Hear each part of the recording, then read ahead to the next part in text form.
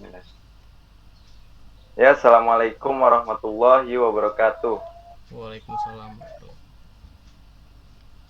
Terima kasih kepada Pak Wawan dan teman-teman semua telah memberikan kesempatan kepada kita kelompok 2 untuk mempresentasikan hasil kerja kelompok kita. Kelompok 2 yaitu terdiri dari saya, yaitu Rifki Firdaus, kemudian Syahrul Arya Ramadan, Stefanus Jovanda Kristoma, dan Eka Rahmawati. Nah, untuk kesempatan kali ini kita akan mempresentasikan yaitu terkait dengan logika dan algoritma.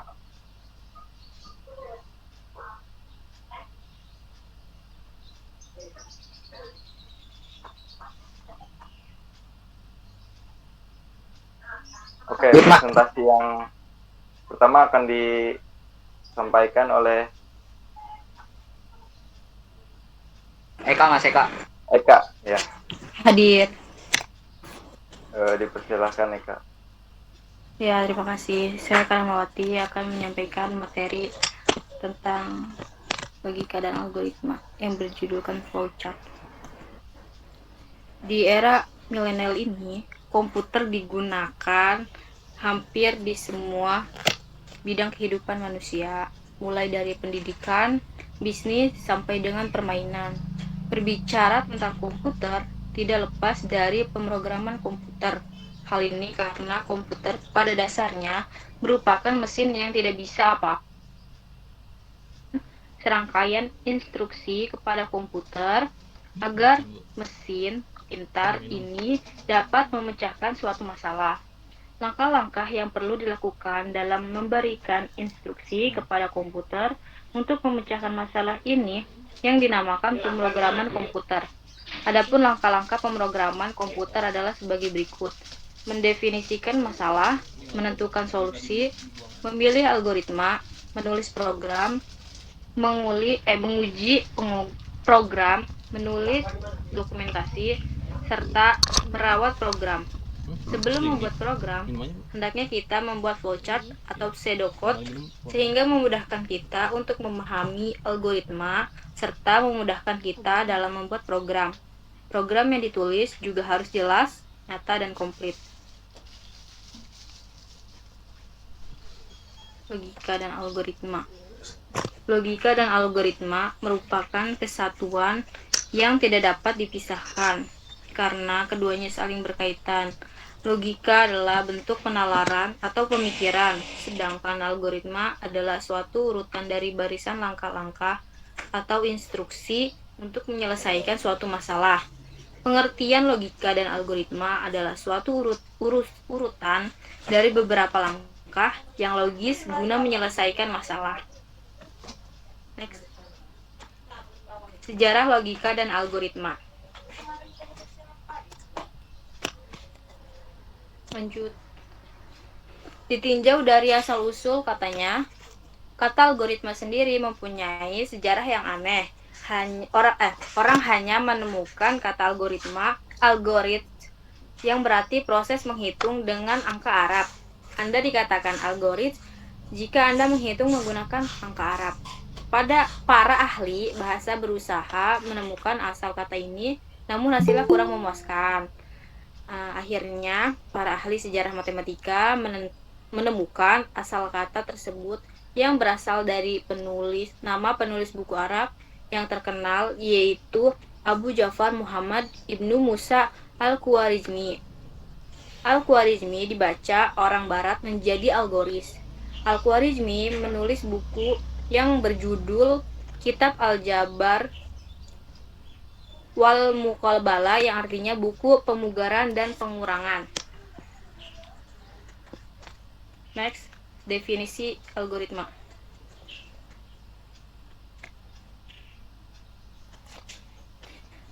Algoritma adalah urutan langkah-langkah logis penyelesaian masalah yang disusun secara sistematis dan logis. Kata logis merupakan kata kunci dalam algoritma. Langkah-langkah dalam algoritma harus logis dan harus dapat ditentukan bernilai salah atau benar. Dalam beberapa konteks, algoritma adalah spesifikasi urutan langkah-langkah untuk melakukan pekerjaan tertentu. Pertimbangan dalam pemilihan algoritma adalah: yang pertama, algoritma haruslah benar. Artinya, algoritma akan memberikan keluaran yang dikehendaki dari sejumlah masukan yang diberikan. Tidak peduli sebagus apapun algoritma, kalau memberikan keluaran yang salah, pastilah algoritma tersebut bukanlah algoritma yang baik. Pertimbangan kedua yang harus diperhatikan adalah kita harus mengetahui seberapa baik hasil yang dicapai oleh algoritma tersebut. Hal ini penting terutama pada algoritma yang menyelesaikan masalah yang memerlukan aproksimasi hasil atau hasil yang hanya berupa pendekatan. Algoritma yang baik harus mampu memberikan hasilnya yang sedekat mungkin dengan nilai yang sebenarnya. Terus ada perbedaannya.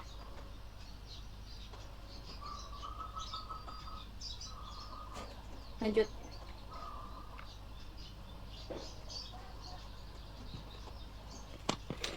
Perbedaannya itu, program adalah kumpulan pernyataan komputer, sedangkan metode dan tahapan sistematis dalam program adalah algoritma. Program ditulis dengan menggunakan bahasa pemrograman. Jadi bisa disebut bahwa program adalah suatu implementasi dari bahasa pemrograman. Beberapa pakar memberi formula bahwa program yaitu algoritma ditambah bahasa atau struktur data. Jadi bagaimanapun juga struktur data dan algoritma berhubungan erat, sangat erat pada sebuah program atau saling menyatu satu sama lain. Algoritma yang baik tanpa pemilihan struktur data yang tepat akan membuat pemrograman menjadi kurang baik. Demikian juga sebaliknya. Dan selanjutnya disampaikan oleh Syahrul Arya. Terima kasih.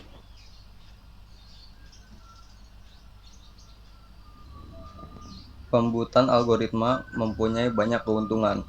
Keuntungan diantaranya, pembuatan algoritma mempunyai banyak keuntungan diantaranya. Pembuatan atau penulisan algoritma tidak tergantung pada bahasa pemrograman maupun artinya penulisan algoritma independen dari bahasa pemrograman dan komputer yang melaksanakannya. Notasi algoritma dapat diterjemahkan ke dalam berbagai bahasa pemrograman. Apapun bahasa pemrogramannya, output yang dikeluarkan sama karena algoritmanya sama. Beberapa hal yang perlu diperhatikan dalam membuat algoritma. Teks algoritma berisi deskripsi langkah-langkah penyelesaian masalah. Deskripsi tersebut dapat ditulis dalam notasi apapun asalkan mudah dimengerti dan dipahami. Tidak ada notasi yang baku dalam penulisan teks algoritma, seperti notasi bahasa pemrograman. Notasi yang digunakan dalam menulis algoritma disebut notasi algoritmik. Setiap orang dapat membuat aturan penulisan dan notasi algoritmik sendiri. Hal ini dikarenakan teks algoritma tidak sama dengan teks pemrogram. Notasi algoritmik bukan notasi bahasa pemrograman. Karena itu, kode dalam notasi algoritmik tidak dapat dijalankan oleh komputer. Next. Ada beberapa hal yang harus diperhatikan pada translasi tersebut. Pendeklarasian variabel.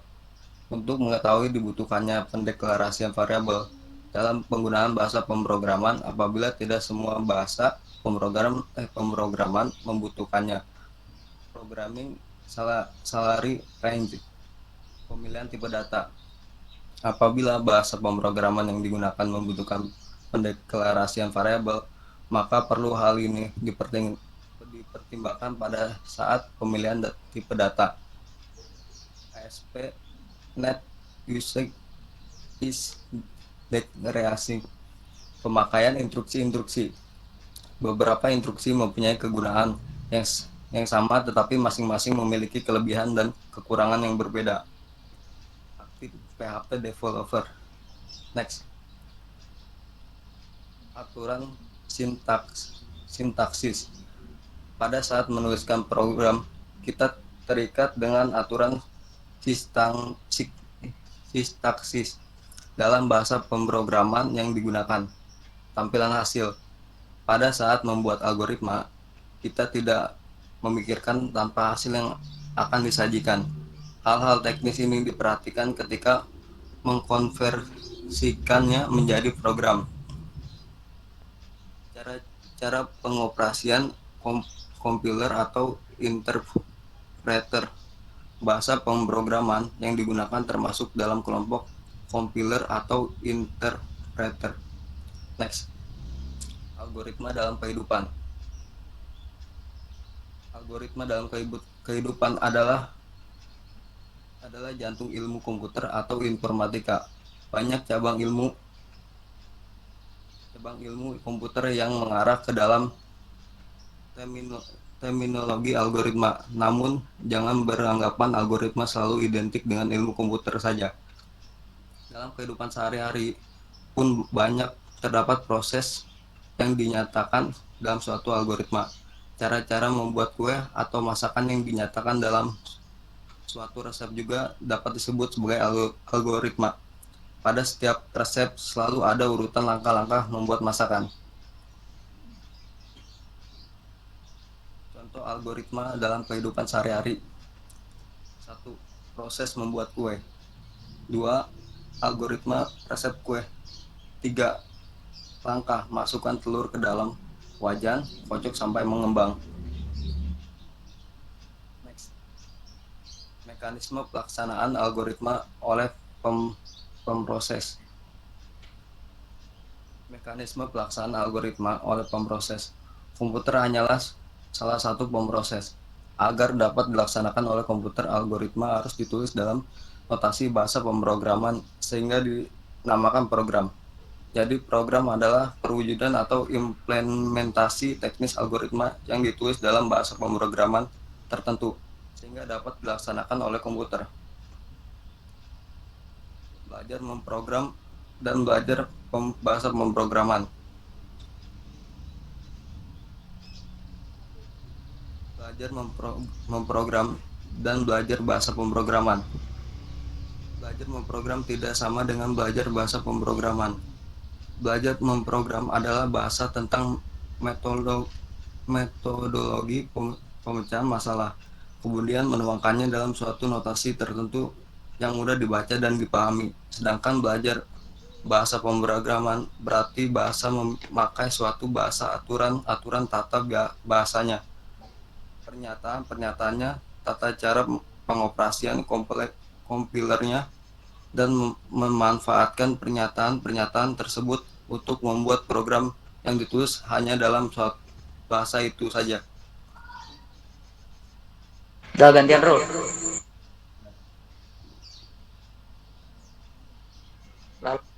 Lalu ada berapa tulen bahasa pemrogram? Bahasa pemrogram antara lain ada Fortran, COBOL, ALGOL, Pascal, C++, Basic, Prolog, LISP, sama Perji. Nah, kita langsung ke menilai sebuah algoritma. Apa sih menilai sebuah algoritma itu? Ketika manusia berusaha memecahkan masalah, metode atau teknik yang digunakan untuk memecahkan masalah itu ada kemungkinan bisa banyak, buka kurung, tidak hanya satu, dan kita memilih mana yang terbaik di antara teknik-teknik itu. Hal ini sama juga dengan algoritma yang memungkinkan suatu permasalahan dipecahkan dengan metode dan logika yang berlainan. Di sini ada persyaratan untuk menjadi algoritma yang baik. Yang pertama ada tingkat kepercayaannya tinggi atau reliability. Hasil yang diperoleh dari proses harus berakurasi tinggi dan benar. Yang kedua ada pemrosesan yang efisien atau cost rendah. Proses harus diselesaikan secepat mungkin dan frekuensi kalkulasi yang sependek mungkin. Yang ketiga ada sifatnya general, bukan sesuatu yang hanya untuk menyelesaikan suatu kasus saja, tapi juga untuk kasus lain yang lebih general. Secara eksplisit dan tidak ada bagian yang dihilangkan karena pemproses dianggap sudah mengerti. Setiap langkah harus jelas dan pasti. Di sini ada contohnya. Tambahan 1 atau 2 pada X. Instruksi di atas terdapat keraguan. Yang pertama, jumlah langkah atau instruksi berhingga dan tertentu. Artinya, untuk kasus yang sama banyaknya, langkah harus tetap dan tertentu meskipun datanya berbeda. Yang kedua ada efektif. Efektif tidak boleh ada instruksi yang tidak mungkin dikerjakan oleh pemproses yang akan menjalankannya. Lalu bagaimana penyajian algoritmanya?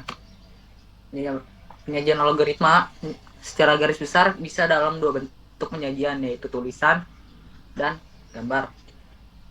Algoritma yang disajikan dengan tulisan yaitu dengan struktur bahasa tertentu, misalnya bahasa Indonesia atau bahasa Inggris.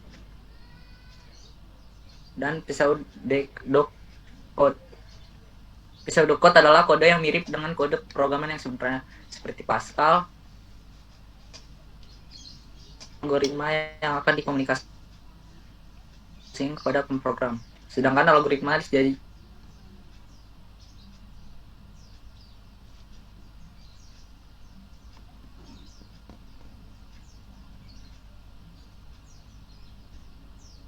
lalu sini ada flowchart. Flowchart beserta dengan komputer, yaitu ada dua, yaitu ada dua. Yang pertama ada flowchart system, yaitu bagan dengan simbol-simbol tertentu yang menggambarkan urutan prosedur dan proses suatu file dalam suatu media menjadi file di dalam media lain dalam suatu sistem pengolahan data. Yang kedua ada flowchart program, yaitu bagan dengan simbol-simbol tertentu yang menggambarkan urutan proses dan hubungan proses secara mendetail di dalam suatu program. Lalu ada kaidah-kaidah umum pembuatan flowchart program.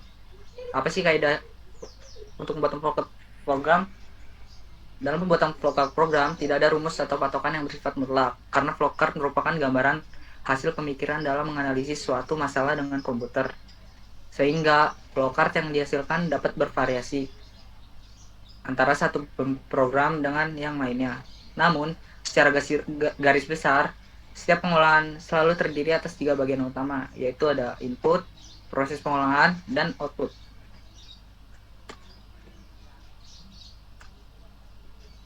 Lalu di sini ada flowchart. Simbol-simbol flowchart. Pertama ada simbol terminal. Ini masuknya sama aja kayak Terminator namanya, menunjukkan permulaan start atau akhir stop dari suatu proses. Di next aja ya, next. Oh, next saja Pak. Oke. Langsung ke ini ya Pak. Boleh langsung ke ini contoh. Tidak satu ya Pak. Contoh algoritma boleh? Atau contoh flowchartnya? Ada nggak? Kita ada nggak sih? Ada. Nah itu. Ada. Ini Pak. Oke, silakan lanjut ya. Terima Oke. kasih. Mas, jelasin Mas. Oke. Ini Mas. Berikut adalah contoh flowchart menghitung luas di.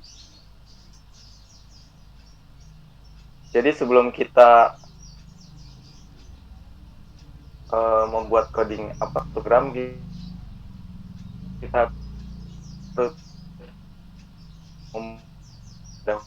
nah, di sini kita akan mengetahui bagaimana menghitung luas pergi, yaitu dengan buat flowchart, yaitu yang pertama mulai, kemudian masukkan variabel yaitu panjang, lebar, dan luas.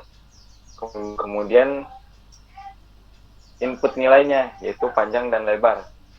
Nah, dari itu masukkan rumusnya yaitu luas dari menghitung persegi itu sendiri, yaitu panjang dikali lebar. Nah, setelah itu barulah tampilkan luas dan selesai. Next.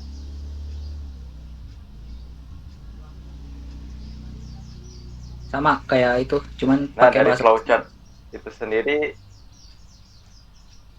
ya, ini kita menggunakan bahasa Pascalnya. Jadi kita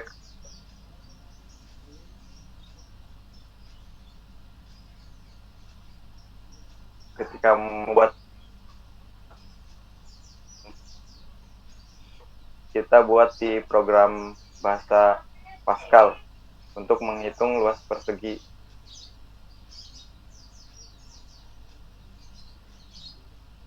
Di sini ada rumusnya, bisa Yaitu dilihat. kita ya, Boleh jelasin variabelnya tadi kita variabel atau tipe datanya Variabel. apa, tipe itu menggunakan integer. Kemudian iya Pak, gimana? boleh dijelaskan Langsung aja, Mas. variabelnya apa aja, misalkan variabelnya panjang ya, terus tipe datanya apa, Ya, terus panjang, metode- ada lebar, ada iya, luas. metodenya apa, misalkan inputnya, terus misalkan dari perhitungan atau Bingung, rumusnya Pak. gitu. Tapi kalau misalkan nggak bisa nggak apa-apa, sebisanya aja ya. Ya, ya. Belajar, Pak. Oke, makasih. Aduh. Di sini ada bigen. Masukkan panjang sama dengan. Lanjutin, Mas. Langsung aja, Pak. Rumusnya. Ya, pertama kan input variabel kan panjang. Itu variabel apa? Variabelnya integer kan. Tipe data. Lalu kita bikin. Kalau nggak ada bikin kan nggak bisa dimulai. Ya, Kita mulai. langsung bikin mulai. Dua kurung. Kita masukin apa sih namanya? Lupa ini. Astaga. Pokoknya tanda kutip ini apa? Masuk ke panjang sama dengan titik 2 redline panjang. Di sini ada rumusnya luas. Titik 2 sama dengan panjang kali lebar. Bintang ini dikali ya. Lebar. Luas persegi panjang. Lalu tanda kutip luas langsung N titik. Ini untuk mengakhiri ini ya, apa sih lupa. Mungkin nanti bisa bantu jelasin. Mengakhiri Ya, proses kan. langsung aja Mas ya, slide dulu ya. Ya, ya. Ini langsung bisa Pascalnya sama kayak tadi. Sini ada program. Varnya itu apa, variabelnya ada integer, panjang, lebar, luas. Langsung bikin, kita mulai masukkan katanya right, masukkan panjang sama dengan ini, bisa dilihat saya juga masih bingung sebenarnya. Right, langsung end. Lalu kita run. Kalau udah buat ininya codingannya kita run. Kalau misalkan belum bisa berarti ada yang salah. Ntar kalau misalkan dia bisa di run, ntar dia bakalan muncul tampilan ini yang bawah. Ntar ada masukkan panjang berapa, itu bebas, serah kalian. Sama 10, lebarnya ada 8, terus persegi panjangnya ada 80. Contoh saya kayak gini di kelompok saya. Langsung aja Mas, gimana? Gimana? Paham? Enggak, sama saya juga. Kesimpulan. Lalu kesimpulan.